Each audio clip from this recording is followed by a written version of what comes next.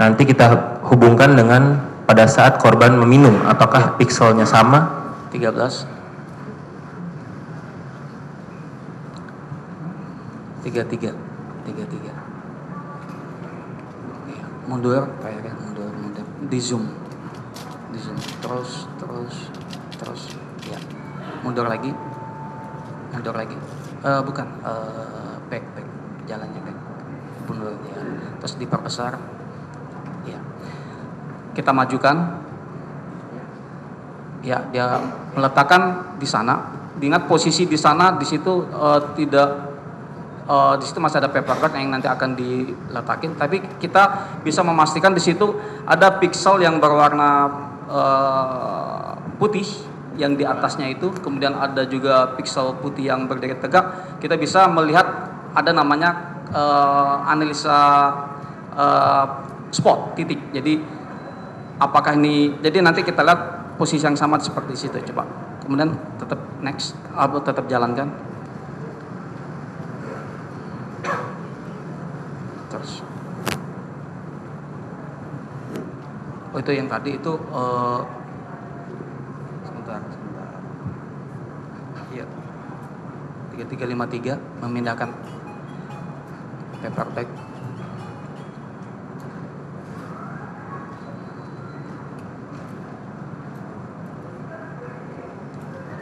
Belas 3353 memindahkan paper bag, satu lagi nanti dipindahkan. Iya. Nah, itu kelihatan pakai mouse itu menunjukkan posisi kopi yang tadi yang diletakkan. Baik. Itu kopinya.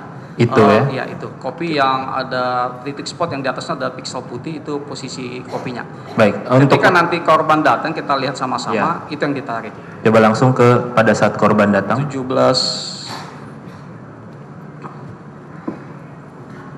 1718 56 1718 56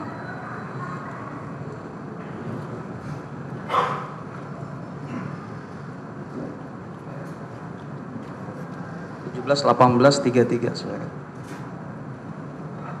171830. Iya. Gedein. Zoom lagi. Iya. Nah, itu itu kopi yang sama. Tidak ada perubahan posisi di situ. Baik, katakanlah ada yang berargumen bahwa Anda tahu dari mana itu kopi, atau itu bisa saja koktail, atau itu mungkin benda lain. Tapi bisa nggak Anda pastikan itu benda yang sama seperti yang terdakwa pindahkan? Kita jangan bilang itu kopi dulu lah. Kita katakan apakah benda yang dibawa terdakwa dari dekat dia ke ujung meja adalah benda yang sama yang diminum oleh Mirna? Iya. Benar, itu ya. Baik. Sekarang saya lanjutkan. Sebagai ahli forensik digital, ada tadi Anda mengatakan ada forensic science ya. Apakah ada namanya manajemen olah TKP? Iya. Bisa Anda jelaskan apa itu manajemen olah TKP? Manajemen olah TKP digunakan manajemen olah TKP sangat penting, dan itu digunakan untuk memanage pemeriksaan dan analisa seluruh kemungkinan barang bukti yang ada di TKP. Bisa pemeriksaan langsung di TKP dan juga bisa dilakukan pemeriksaan di lab. Dan itu menyeluruh. Barang bukti ini tentang apa, dan barang bukti ini diperiksa oleh siapa, segala macam. Dan itu sangat mendasar sekali di dalam kegiatan penegakan hukum manajemen olah TKP. Dan saya pribadi polisi Indonesia pertama yang mendapatkan sertifikasi commendation dari professional commendation dari Kepolisian New York untuk manajemen olah TKP. Untuk kasus ini. Baik, untuk kasus ini manajemen olah TKP apa yang secara spesifik Anda lakukan? Ketika kita mendapatkan rekaman video untuk kita pemeriksaan dan dianalisa, itu kerjaan di lab. Itu pekerjaan kita di lab. Dan itu harus kita cross check dengan TKP untuk memastikan ketika ketika datang duduk di meja 54 kemudian bergeser lagi keluar dari meja 54, kita harus ke TKP meng-cross check meja 54 itu di mana. Ketika dia keluar, ternyata dia ke ruang koktail, ada namanya layout dengan TKP, dan itu kita butuhkan. Layout TKP. Iya. Ya, itu maaf saya potong. Anda berarti datang langsung ke Oliviernya? Iya. Untuk melakukan pengecekan juga? Iya. Itu termasuk bagian dari SOP Anda sebagai manajemen olah TKP itu? Iya, betul sekali. Itu baik. Lanjutkan. Baiklah, saya tanyakan lagi. Sekarang tadi Anda mengatakan ada terdakwa selfie, ya kan? Iya. Terdakwa Anda mengatakan itu selfie, terus habis itu dia memandang ke arah meja 54. Kenapa Anda bisa katakan itu arahnya ke meja 54? Iya. Setelah ketika kita dapatkan rangkaian momen-momen ini, itu bisa bernilai lebih bagus kalau kita datang ke TKP untuk memastikannya. Jadi ketika kita dapatkan rekaman CCTV, dia di ruang koktail, terdakwa di ruang koktail, kemudian dia selfie, kemudian dia lihat ke meja, melihat sesuatu ke belakang. Kalau kita tidak datang ke TKP, kita tidak tahu dia melihat kemana. Oleh karena kita harus di TKP, kita layout bagaimana TKP, kita analisa seperti, jadi kita membandingkan, memastikan benar adanya. Karena ini barang bukti, harus presisi. Dan Anda yakin spot yang dipakai oleh Jessica untuk meminta selfie itu, atau dia sempat menoleh-noleh juga, itu adalah spot yang bisa mengarah atau langsung mengarah ke meja 54? Iya, betul sekali. Betul. Betul. Itu tidak terhalang ada tembok atau tiang? Kalau mohon maaf, dia beberapa kali bergerak. Ya. Jadi kalaupun ada yang menghalangi dari titik koktail di ujung, kemudian jalan sampai menuju ke meja kasir, itu bukan tidak menoleh, tapi menoleh. Jikalau ada satu spot terhalang, di sini tidak akan terhalang, di sini tidak. Jadi rangkaiannya itu utuh. Baik, tadi juga Anda mengatakan ada semacam analogi yang huruf A itu ada puzzle yang ada kepingan yang hilang dan ada analogi deret angka. Iya. Untuk kasus ini, apakah puzzle itu komplit?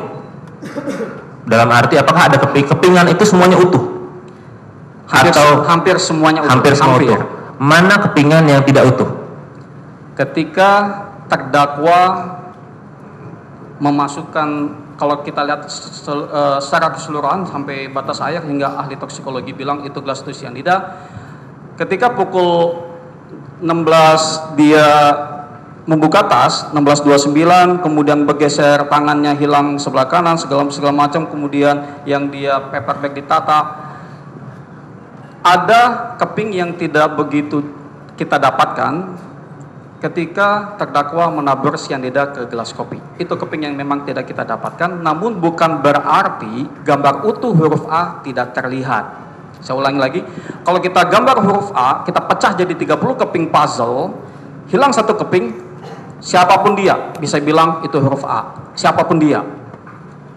Forensic scientist, apalagi kalau kita bilang deret matematika, secara saintis ada hilang 2468, hilang di angka 10, kemudian 12, 14, 16, siapapun dia akan bilang itu angka 10.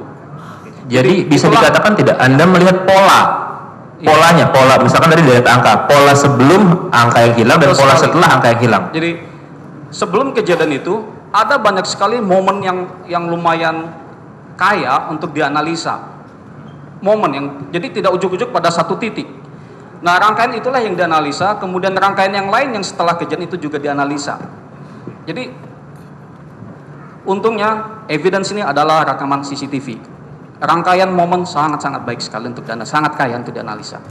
Baik, saudara ahli tadi mengatakan juga ada kalimat cyanida, terus habis itu ahli toksikologi. Apakah Anda pernah berkomunikasi atau misalkan tukar informasi dengan ahli toksikologi? Mengingat minggu lalu keterangan ahli toksikologi menyatakan racun itu intake-nya atau waktu masuk racun ke dalam kopi adalah pukul 16.30 sampai dengan 16.45. Sementara waktu yang tadi Anda katakan itu Jessica mengambil sesuatu di tas, setelah itu memindahkan paper bag itu 16.29.50 sampai 16.30.14. Itu apakah Anda sempat berkomunikasi atau menyocokkan waktu? Tidak ada. Tidak ada. Tukar informasi sebelum ini? Kalau kita gelar, memang kita diskusinya umum. Jadi saya tahu, gelas itu ada cyanida. Kemudian kita jelaskan juga ada rangkaian kegiatan, waktu, momen-momen yang seperti kita jelaskan ini. Dan dari pihak kita itu juga kita mencoba tahu yang kopi cyanida itu benar adanya apa tidak. Namun tidak detail sekali. Karena kita masing-masing punya pekerjaan. Kita banyak sekali pekerjaan kita. Baik saudara ahli.